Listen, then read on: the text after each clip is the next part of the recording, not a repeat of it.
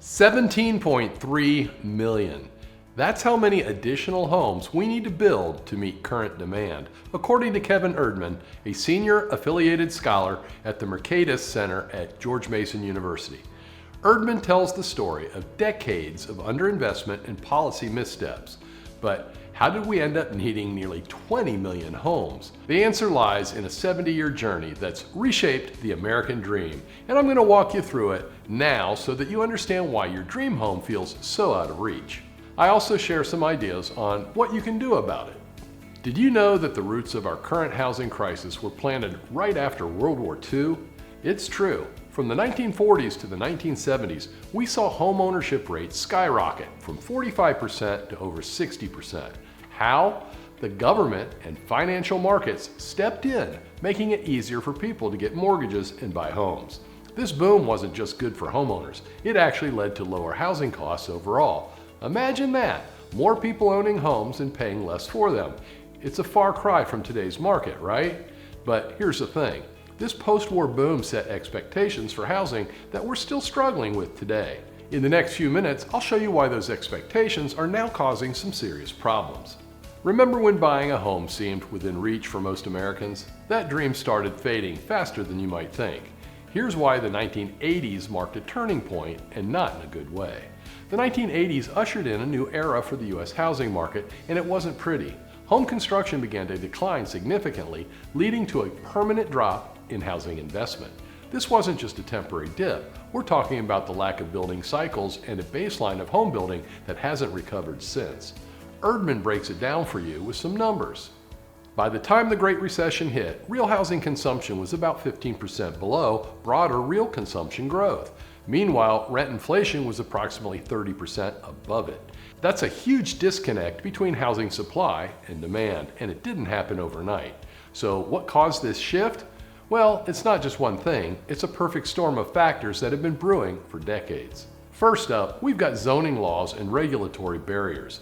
These might sound like boring bureaucratic details, but they've had a massive impact on our housing market. These regulations have contributed to increased land rents and housing prices, making it much harder for developers to build new homes. We're talking substantial cost and delays here, folks, but it's not just about red tape.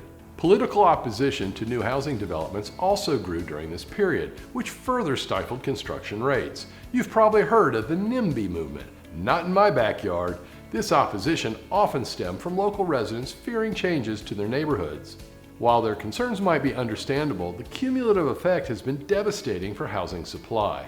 Now, let's talk about the financial side of things. The 1980s marked a turning point for homeownership rates. We saw a decline in new housing construction as financial barriers for obtaining mortgages began to rise, impacting affordability. This shift laid the groundwork for the housing crisis that would come to a head in 2008. But here's the kicker. All of these factors didn't just pop up overnight. The cumulative shortfall in residential investment began accumulating significantly in the 1980s. It's like a snowball rolling down a hill, getting bigger and bigger over time. By the time we hit the 2008 crisis, that snowball had turned into an avalanche. So, what does all this mean for you? Well, if you're wondering why it seems so much harder to buy a home now than it did for your parents or grandparents, this is why. We're dealing with decades of underinvestment in housing combined with regulations that make it harder and more expensive to build and a financial system that's become more restrictive. But don't lose hope just yet. Understanding these issues is the first step towards addressing them. Next, we'll dive into how the 2008 crisis exacerbated these problems and why your rent keeps going up. Trust me, you don't want to miss it. If you've been following me, you know I focus on housing market data analysis from major sites and scholars like Kevin Erdman, unlike many fear-mongering YouTubers who continue to make unsupported claims about crashing home prices. The real issue isn't a housing crash, it's the growing home affordability crisis that should concern us all. If you're not a subscriber, please click the thumbs up like button and subscribe now to get all my new content when it is fresh. If you really want to know what's going on in housing, to see and hear the data explained, to learn the tips and tricks that put extra money in your pocket, then subscribe now and I'll keep you in the know. You might think the housing market bounced back after 2008, but here's the shocking truth. That crisis was just the beginning. Ever wonder why your rent keeps climbing? The answer lies in a hidden force that's been reshaping the market for over a decade. Let's talk about your rent for a second. In 2023, the average monthly rent in the U.S. was $2,107. But here's the kicker. Only about $1,285 of that is actually going towards real housing costs. The rest? That's accumulated inflation, folks. It's like you're paying extra for air. This isn't just a minor inconvenience. We're talking about a massive shortfall in housing supply. To bring rents back to historical norms, we need a 32% increase in residential investment. That's not a small bump. It's a complete overhaul for our current building practices. Now, you might be wondering, how did we end up here? Well, it's a perfect storm that's been brewing since 2008. After the housing crisis, we saw a significant rollback in mortgage access. Banks tightened their lending standards, making it harder for people to buy homes. This drove up demand for rentals, pushing rents higher and higher. But it's not just about mortgages. We've been underbuilding for years. Since 2008, excess rent inflation has piled up to about 16%. Meanwhile, real housing consumption has dropped by 18% compared to other types of consumption. In other words, we're spending less on actual housing, but paying more for it in rent. It doesn't take an economist to see that something is off here. Here's where things get really interesting. This rent inflation isn't just affecting your wallet, it's influencing national economic policy. The shelter component of inflation has been outpacing other categories consistently. This has led to some serious complications for the Federal Reserve.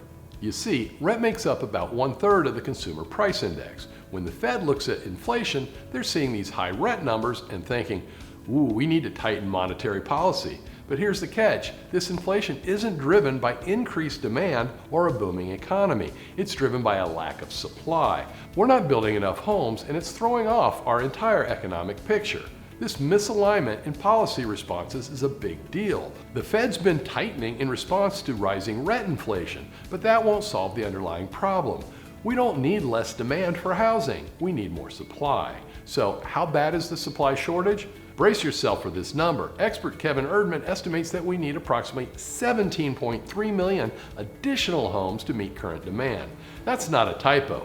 17.3 million homes. And we're talking about all housing types here, from single-family homes to apartment buildings. 17.3 million homes. That's a big number. But here's an even bigger question. How do we build our way out of this crisis without turning every suburb into a concrete jungle? The answer lies in a perfect storm of policy changes, innovative construction methods, and a dash of good old American ingenuity. Let's start with a solution that's gaining traction: single-family build-to-rent projects. This approach allows for construction of rental homes that meet growing demand without the barriers associated with traditional home ownership. It's like having your cake and eating it too. You get the space and privacy of a single-family home without the hefty down payment or long-term commitment. But that's just the tip of the iceberg. Infill multifamily development is another promising avenue, especially with the growing "yes in my backyard" YIMBY movement. One good example of this is converting abandoned retail centers and malls to multifamily housing units. The YIMBYs are advocating for more housing construction in urban areas, pushing back against the NIMBY mentality that's held us back for decades.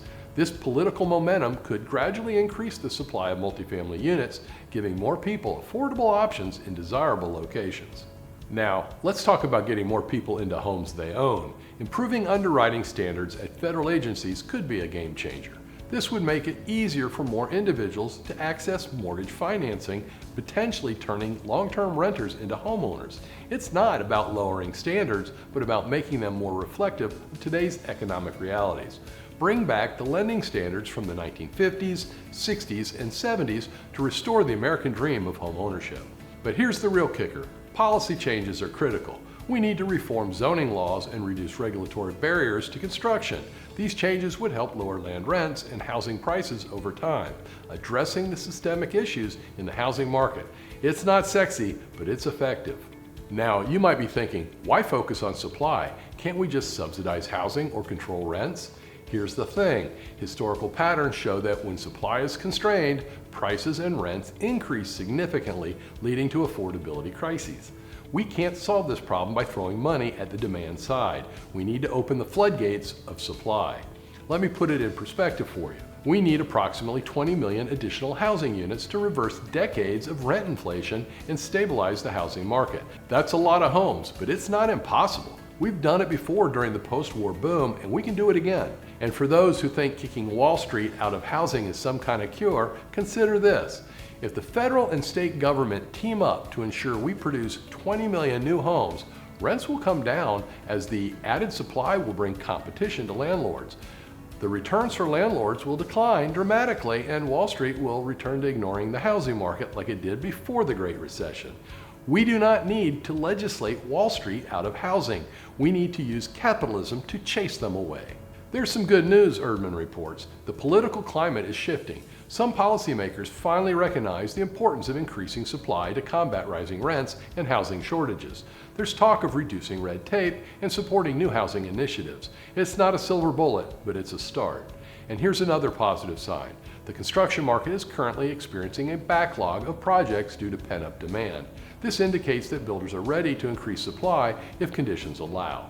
They're chomping at the bit to build more homes. We just need to clear the path for them. So what can you do about all this? More than you might think. Start by getting involved in your local community. Attend city council meetings, especially when they're discussing zoning changes or new housing developments. Support politicians who understand the importance of increasing the housing supply. And if you hear someone complaining about a new apartment complex going up in your neighborhood, take a moment to explain why it's necessary. Remember, the housing crisis isn't just a problem for renters or first-time home buyers. It affects all of us. When people spend too much on housing, they have less to spend on other goods and services, which impacts the entire economy. By advocating for smart, supply-focused housing policies, you're not just helping yourself, you're contributing to the economic health of your entire community. So, we've taken a journey through 70 years of American housing history. What's the takeaway? Our current crisis didn't happen overnight. It's the result of decades of policy decisions and market shifts. But here's the good news. Understanding this history gives us the power to make better choices for the future. You might be thinking, what can I do about it? More than you'd expect. Stay informed about local housing policies, attend city council meetings, support politicians who understand the importance of increasing housing supply. Remember, every voice counts. As Erdman points out, we need about 17.3 million additional homes to meet current demand. That's a big number, but it's not impossible. We've done it before, and we can do it again. The next chapter in American housing isn't just being written by policymakers and developers. It's being shaped by informed citizens like you. What role will you play in ensuring everyone has a place to call home? There's more to report on housing. In my next video, I dig into Zillow's enormous database that reveals the very latest in housing market trends. This information will give you a better understanding of current market dynamics, helping you negotiate a better deal if buying or selling right now. Don't miss it.